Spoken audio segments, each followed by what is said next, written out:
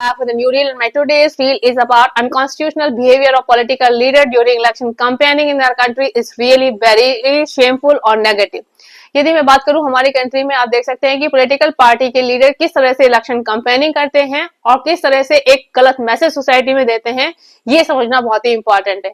यदि बात करी जाए बीएमसी इलेक्शन की, जहां पर राज ठाकरे जो कि एक बहुत बड़ी पॉलिटिकल पार्टी से बिलोंग करते हैं, किस तरह के स्टेटमेंट देते हैं, किस तरह से लोग बागों को या कम्युनिटीज को टारगेट करते हैं, ये बहुत ही गलत दिखाई देता है। और ऐसे लीडर जो अनकॉन्स्टिट्यूशनल मेथड यूज करते हैं या एक पर्टिकुलर कम्युनिटी या स्टेट्स को टारगेट करके इस तरह के स्टेटमेंट देते हैं, उनके अगेंस्ट लीगल एक्शन लिया जाना चाहिए। उन्होंने साफ कहा है कि महाराष्ट्र में वही लोग रह सकते हैं जो कि मराठी बोल सकते हैं, या फिर उन्होंने ये कहा है कि जो भी लोग बाहर से आके जॉब कर रहे हैं या महाराष्ट्र में रह रहे हैं, उनको मैं किक आउट कर दूंगा यहाँ से। महाराष्ट्र खाली महाराष्ट्रियों के लिए है। इस तरह के स्टेटमेंट देना आप सोच सकते हैं कि कितना गलत लगता है। इंडिया में every state is for everyone, हर कोई पर्सन कहीं पर भी जाके रह सकता है, उस स्टेट में काम कर सकता है। हमें अपनी कंट्री में ही किसी दूसरे स्टेट में जाने के लिए यदि सोचना पड़े तो आप सोच सकते हैं कि कितनी नेगेटिव सिचुएशन आ चुकी है हमारे कंट्री में। और कोई लीडर, पॉलिटिकल पार्टी का लीडर इस तरह के स्टेटमेंट देता है तो ये चीजें और भी ज्यादा नेगेटिव हो जाती हैं।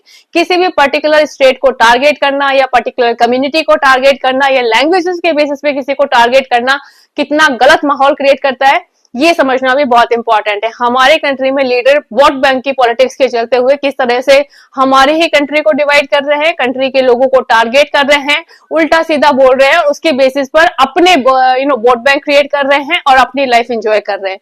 हमें रियल में ऐसे लीडर से अपने आप को बचाना चाहिए, क्योंकि हमारे लिए ऐसे लीडर्स बहुत बड़ी थ्रेट हो सकते हैं। आप सोचिए कि एक इतनी बड़ी पॉलिटिकल पार्टी का लीडर इस तरह के स्टेटमेंट दे रहा है।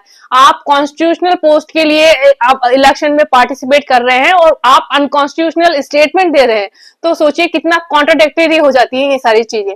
I really want people should understand such kind of mindset. ऐसे नेगेटिव लोगों को समझना चाहिए, क्योंकि यही लोग हैं जो हमारे कंट्री को डिवाइड करते हैं, हमारी कंट्री में नेगेटिविटी क्रिएट करते हैं और लोग बागों के दिमाग में गलत फहमियां भरते हैं। So it's high time for the people to realize such people. ऐसे लोगों को पॉलिटिक्स से किक आउट करना चाहिए और सही लोग जो रियल में एक कंट्री के डेवलपमेंट के लिए काम करना चाहते हैं या सभी लोगों को एक साथ मिलकर प्रोग्रेसिव वे में आगे बढ़ना चाहते हैं, हमें उन्हीं लीडर्स को सेलेक्ट करना चाहिए। तो वजह से बात है, suggest me your thought. Bye bye, have a nice time.